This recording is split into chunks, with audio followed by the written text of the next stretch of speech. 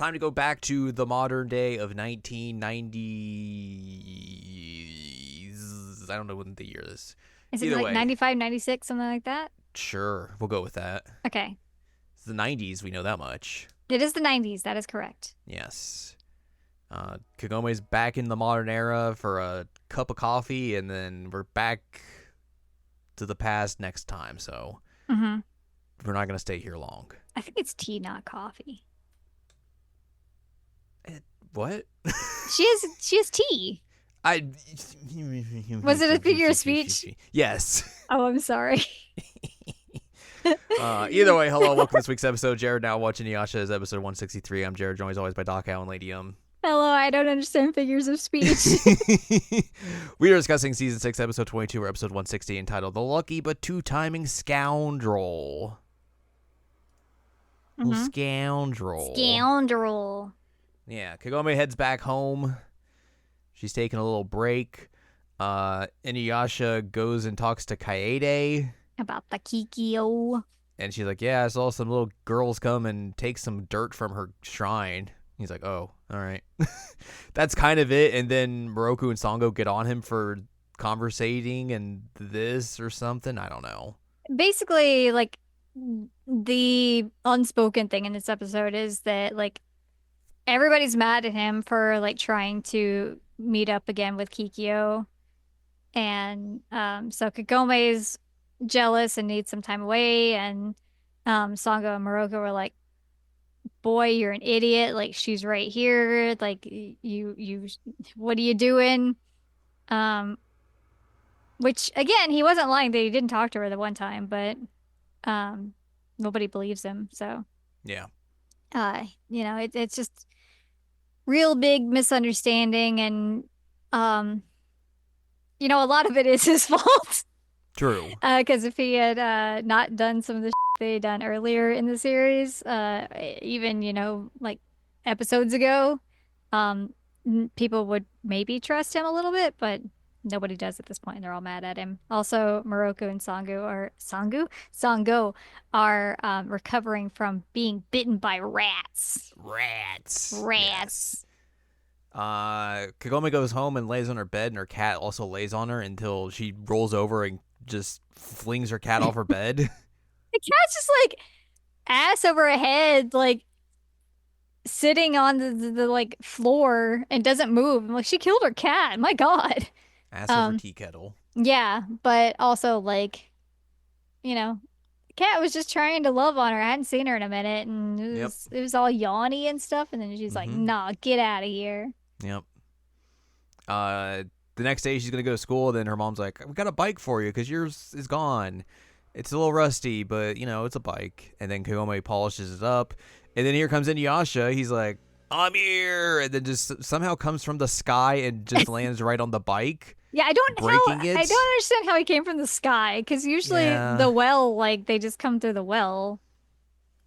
So did he like come from the well and then jump up that high and then land? Who knows? Who knows? She goes to school and her friends are like, "Oh my God, we haven't seen you in like 7 years." And they get to talking about her fancy love triangle. Mm-hmm. And she realizes that she's always going to be second place. And they try and cheer her up of like, "Oh, some second things are good." And she's like, "No, none of those second things are good. You're wrong." Yeah, so that happens. Inuyasha's trying to fix the bike. He apologizes. He says he's sorry to Kagome's mom. And then as he's trying to fix it, he smashes, or he like pierces the tires. He punctures the wheels with his gets caught nails. in the spokes of the wheel and decides I need to destroy the bike because it's fighting me. And then it's just even more of a mess. Soul Stealers it.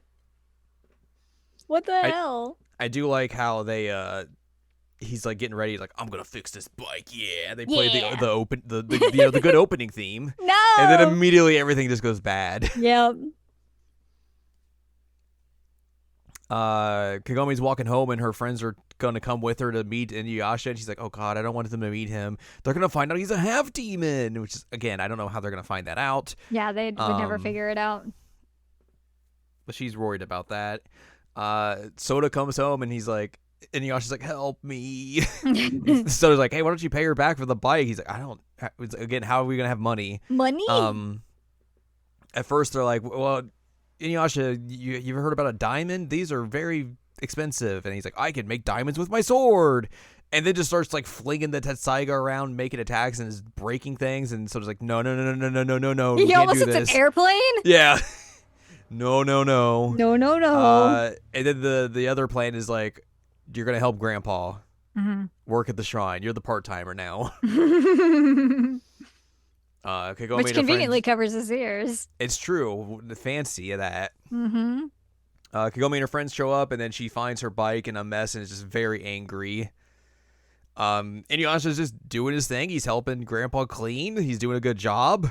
And then Kagome yells for him. He's like, I didn't hear her. He's like, all right. Pick up that jar. It's very ancient. Don't break it. And then immediately gets set boy because Kagome's mad because he's trying to find him. Breaks the jar. Mm-hmm. Makes And Grandpa then he runs cry. away. Poor Grandpa. Also, Kagome's friends hear Inuyasha, and they're like, or his name, and they're like, is that his gang name? His gang name? So yeah, they all go up to Kagome's room, her and her friends. She's like, oh, he must have left. Dang, sorry. She goes to get tea, and then Inuyasha just busts through the window. Is like, why are you so angry? And they're like, huh? And he's like, huh? Huh? It's like, who are you guys? They're like, oh my god, it's the guy from the festival. And then Kagome comes back in, and he's like squat down, sitting with him, having a conversation. He's She's just like chatting. spills her tea everywhere. She's like, ah. They're like, where are you from? Do you dye your hair to get this color? Your eyes look very different. He's like, no, I just born with this hair color. And then one of them's like, is he biracial? And she's like, something like that. What? Yes. My brain, when I was trying to supply the word biracial, came up with bisexual, which is not what we're looking for here. Yeah, Kagome's just so worried about it this whole time, and he's just like, yeah, like here's the thing, and like they're all cool with him. Like, how long have you known Kagome? He's like, it's been a while. Mm. But yeah, like they have the big conversation and everything, and then her friends are like, yeah, he seems fine. We like him. We like him. We got to figure out a way to let Hojo down now. Yep. Oops. And then they leave and everything, and Inuyasha's like, hey, sorry about the bike. My bad. And Kagome is like, I'll just, don't forget about that thing. I'll just carry you around the whole time. And she's like, all right, cool. Yeah. Solves the problem, I guess, question mark? Yeah, that's how we end the episode. Woo! There's a lot of notes for this episode, which I feel like there doesn't need to be this many notes, but No, you're right. Holy moly. This episode further confirms that Kagome is the only one who can activate the beads of subjugation. The first instance actually confirmed the episode. Shippo receives an angry challenge when the tiny dragon impersonating Kagome failed to make Inuyasha sit. Yuka, Eri, and Ayumi display starry eyes, which are featured in many characters and many works by Rumiko Takahashi.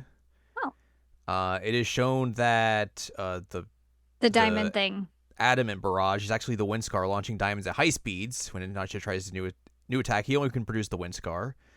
And he also cannot use it for personal gain. Kagome's bike being broken is mentioned but not explained in the episode. The last time he was seen in the episode, the stealthy poison master Mukotsu, which was episode 104. Wow. And at that point, it was still in perfect working order. However, she did not go back to the village from which she was kidnapped by Mukotsu after Mount Hakare collapsed, explaining why she did not have a bike since then. I didn't even realize she didn't have a bike since then. True.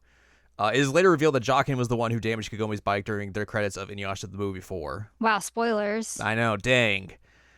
Kagome's friends immediately recognize Inuyasha as Pekopon from the school play at Battle Against the Dried Up Demons at the Cultural Festival, episode 128. And then this episode's fight scene consists of Inuyasha killing at Kagome's bicycle. His battle theme is played during the scene. Which is your favorite opening? That's the only good opening. I disagree with you, but... But that's going to do it for this time. Next time, we'll be discussing episode 161. It's called Moroku's Past Mistake because we gotta rehash this again. We gotta do more of this stuff. Yep. Because we're running out of time. Yep. So we gotta keep just rehashing dumb things until we are out of episodes. Ooh, but this is again canon, and if you told me it wasn't, I would believe you.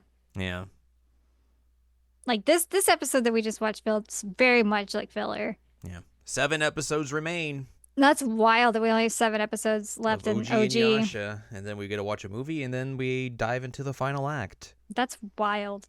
Yeah, Been a long road. it's been a while.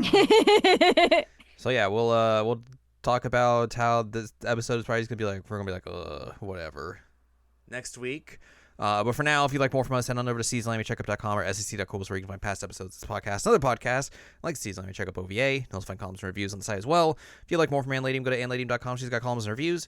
You can follow us on Twitter and TikTok, Anime Checkup. Follow us on Blue Sky, seasonlanimecheckup.com. You can buy our books, One Shiny Moment, a critical analysis of Love, Life, Sunshine, Hot Tubs, and Pac-Man on Amazon.com. And you can support us on Patreon, patreon.com/SACOVA.